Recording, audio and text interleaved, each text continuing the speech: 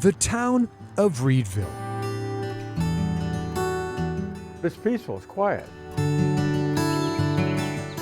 Nestled on Virginia's northern neck. You know, that sound you hear is silence.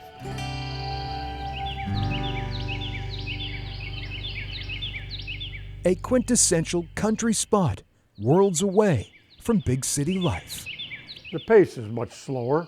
It is heaven on earth for Harvey Barney Barnum Jr. If you don't get it done today, so what? We'll get it done tomorrow or the next day. A perfect escape to reflect on a life well lived.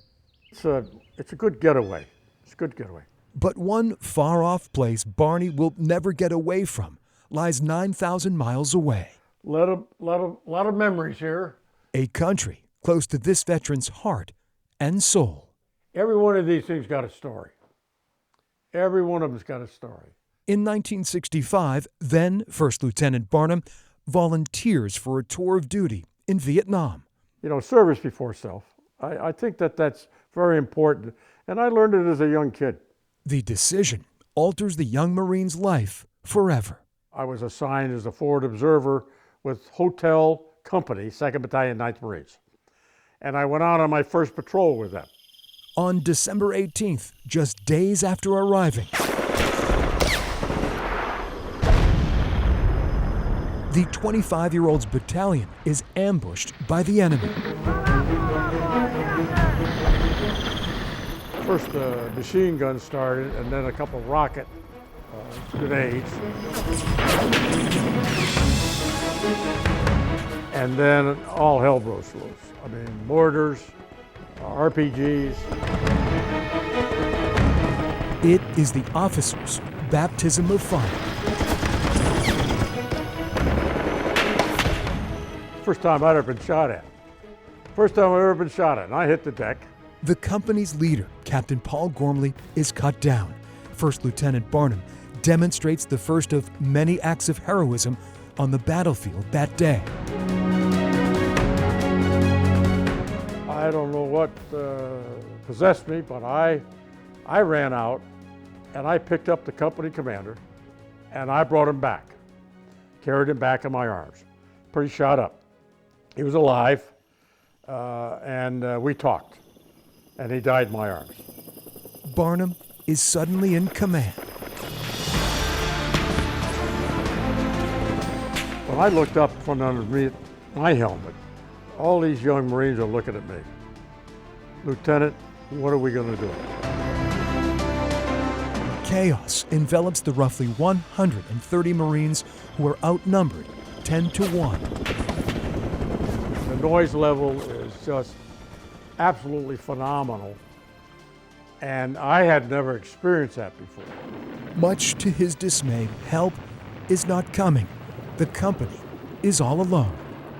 The weather's closing in, getting dark. He says, "You've got to come out, we can't come get you. If you don't come out, you're there by yourself all night." The firefight grinds on into the evening. And we were mortared and shot at all night. Each passing hour, more Marines are lost. Anybody that says they're not scared when they get shot at is either smoking dope or lying. Nearly surrounded, the first lieutenant displays even more courage under fire. When push comes to shove, the main thing you've got to do is control your fear. Don't show it. Barnum leads counterattacks, directs artillery fire, and evacuates wounded and dead Marines, all while exposing himself to the enemy. Survival's a strong motivator. The first lieutenant knows if the company does not escape, he and every one of his Marines would not live to see another day. You know, that was the hard part for me. To see a Marine shot doing what I told him to do. The officer then orders a charge through enemy lines and across open ground. We did what Marines do.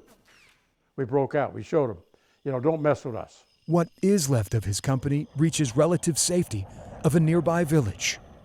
I don't think the enemy expect us to do that. I think they thought they were going to close in and get us that night. Soon, word of Barnum's heroic deeds works its way up the chain of command. My only fear was, hope I did it right. As it turned out, I did it right. You don't ask troops to do something that you don't do. Fellow Marines recommend him for the Medal of Honor for heroism at the Battle of Kai Fu. I was happy to be alive, for God's sake. 2 years later, on February 27, 1967, Barnum is decorated with the nation's highest military award. Secretary of the Navy, Paul Ditzy, put the medal on, and I'm looking right at my mom and dad. My mom's got tears coming down. My dad is as proud as can be, and I'm looking at other people that are very emotional. The decorated Marine surprises his superiors. He requests to get back into the fight. Yeah, I was the first Medal of Honor recipient to return to Vietnam. Following 3 decades in the Marine Corps, Colonel Barnum retires in 1989, but his service to the nation does not end. He was appointed to a position as Deputy Assistant Secretary of the Navy at the Pentagon. I can't tell you how rewarding it was to be able to make things happen for sailors and Marines. May God bless this ship and all who sail in her. Last July, another milestone for this Marine. His wife Martha christens the Navy's newest destroyer, the USS Harvey C. Barnum Jr. You talk about honors. Now what an honor that is. I was speechless, and people know I'm never speechless. According to the Congressional Medal of Honor Society, As I look at it, it brings back a lot of memories. Here I am. the 83-year-old grandfather is one of only 61 living members of a shrinking fraternity, So many of these great Americans aren't with us anymore. a membership that comes with great responsibility long after the pomp and circumstance end. And the hard part, again, is a lot of people put you up on a pedestal. Well, you know, I don't belong up on a pedestal. I'm not a perfect person. It's harder to wear than to earn. Colonel Harvey C. Barnum Jr. hailed a hero for valor during combat long ago. It's just part of what makes me who I am. But this recipient says his Medal of Honor represents more than the bravery of a young first lieutenant that fateful day. Yes, and I got to tell you, and I've said all these years that medal that I wear is not just for me.